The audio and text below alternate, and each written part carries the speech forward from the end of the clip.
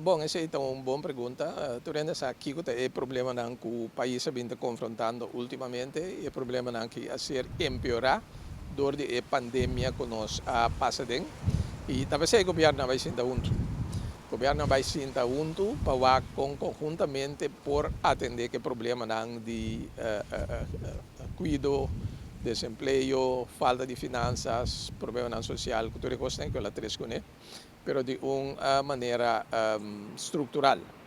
Pues, mestre atender questão daqui, mestre atender conjuntamente. Agora, se é proposição que arriba mesa aqui, no momento aqui, tem mais adequada para atender com ele, me querer que não tem momento para dizer sim ou não.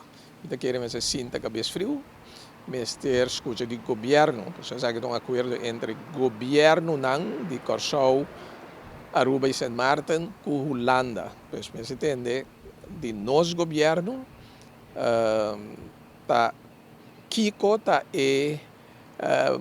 consideração que ela toma para chegar no acordo de Besaki, de com essa que está ventajoso para nós, sim ou não. Basari bem informação basari bem informação de outro experto mas te evaluar e chegar a uma conclusão final. Lo qual, a mim penso em todo caso, tem ainda me querer espaço para fazer produto aqui muito mais melhor e para servir Corsol muito mais melhor também.